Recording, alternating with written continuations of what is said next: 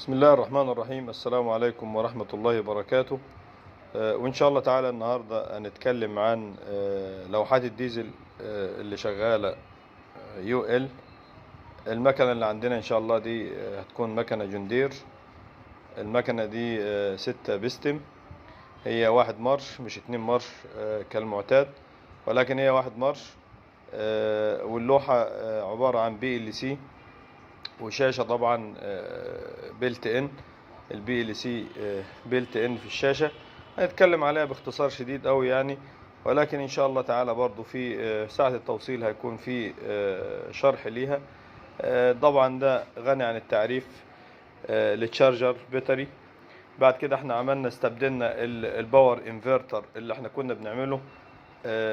طبعا هو السعر بدأ يزيد قوي، يعني كنا بنشتريه في الاول تقريبا في حدود 1200 جنيه، النهاردة داخل في 3.5.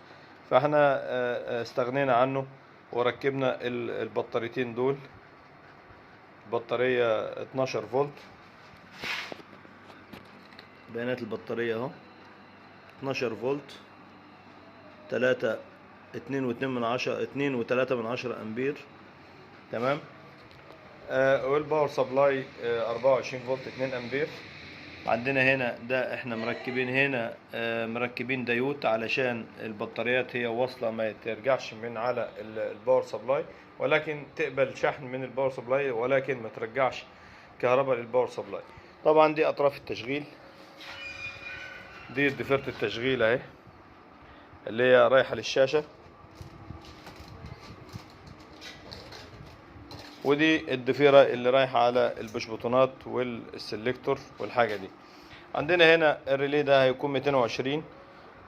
لو العميل طلب انه المضخة تشتغل في حالة انقطاع الكهرباء او الضغط ينزل، لو هو محتاج الاوبشن ده بنزود له النقطة على الريلي ده ونشغل.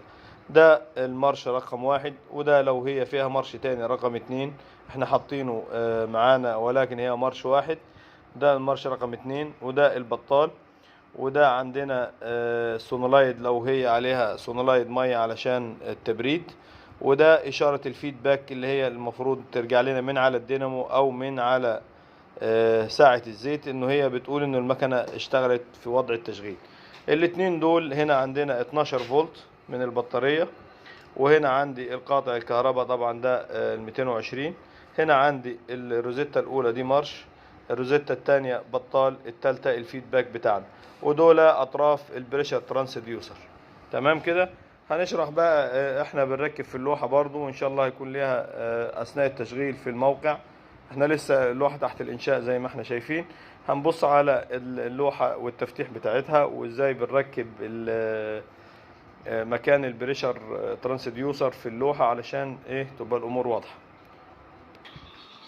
دي طبعا اللوحة الشكل بتاعها اهو. دي اللوحة من بره اهي. الشاشة طبعا اهي BLC. هي الشاشة فيها BLC بيلت ان. هنا احنا في التخريم، هنا عندنا سيلكتور مانوال اوتوماتيك. هنا مارش 1 وهنا مارش 2. لو مفيش مارش 2 هي خلاص مارش 1 احنا زي ما متفقين، هيبقى هنا ستارت مارش 1. هنا الالارم اللو بريشر. هنا عندنا البوش بوتون الريسيت. تمام. وهنا عندنا طبعا لو المارش التاني مش موجود هنطبب واحدة من دول. الشاشة اهي، اللوحة من الداخل.